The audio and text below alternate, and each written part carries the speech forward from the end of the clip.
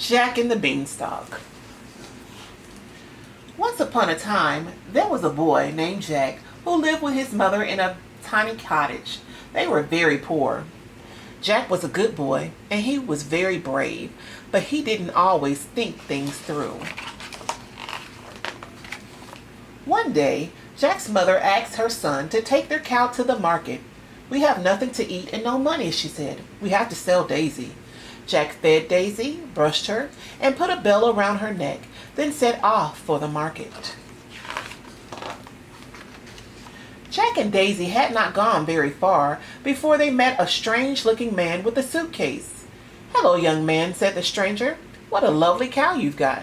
If you give her to me, you can have 10 of these magic beans." "How exciting," Jack replied. "I'll take them." But when Jack got home and showed his mother the beans, she was very angry. "I can't believe you swapped our only cow for these ridiculous beans," she shouted. "But they're magic beans," Jack cried. "They're not magic, you silly boy," said his mom, and she threw the beans out the window. The next morning, when Jack woke up, he found an enormous beanstalk in his yard. He decided to climb up it. Jack climbed higher and higher and higher. The beanstalk seemed to go on forever. At last, Jack reached the top of the beanstalk. To his amazement, a long path led to a huge castle in the clouds. Jack walked up to the castle and went inside. Right away, a little mouse ran up to Jack. "This is the giant's castle," it said. "He's scary." "I'm not afraid of giants," said Jack. "I'm going to have a look around." The first room Jack found was the kitchen, where a cook was making soup. "Please, can you help me make the giant's lunch?" she asked.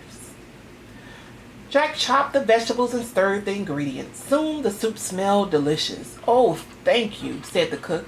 "Because you've helped me, I'll tell you where the giant keeps his stolen gold." So Jack followed the cook's directions to the giant's counting house, where the giant was having his morning nap. "Whatever you do," said the mouse, "don't wake the giant." Jack carefully lifted the giant's hands and took some coins. He stuffed them into his bag, then crept out of the room. Jack kept exploring. Soon he found a room where a frog sat by a well. "Please, can you help me?" said the frog. "The giant stole my golden ball and threw it down this well." Jack lowered the bucket into the well, scooped up the ball, and brought the bucket up again. The frog hopped with joy. "Oh, thank you," said the frog. "Because you've helped me, I'll tell you where the giant keeps his stolen magic goose." So Jack went to the goosery where the giant was sleeping after his lunch. "One of these geese lays golden eggs," said the mouse. "Can you find it without waking the giant?"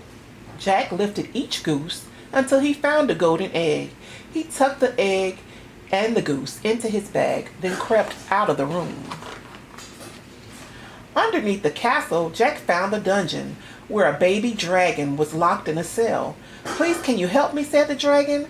"I'm just a baby, and I want to go home to my mom." Jack took the big iron key off its hook on the wall, turned it in the lock, and freed the baby dragon. "Oh, thank you," said the dragon. "Because you've helped me, I'll tell you where the giant keeps his stolen harp." So Jack made his way to the music room where the giant was having another nap. "Please, can you help me?" said the little golden harp. "I want to escape from the giant. He's so mean." Jack picked up the harp, but it suddenly started to shout. "I tricked you," it screeched. "I'm going to call my master now.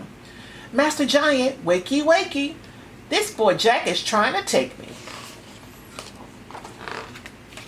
The giant woke up and glared around him. "Fee, fi, fo, fum," he boomed. "I can smell you. Here I come." The giant chased Jack through the castle.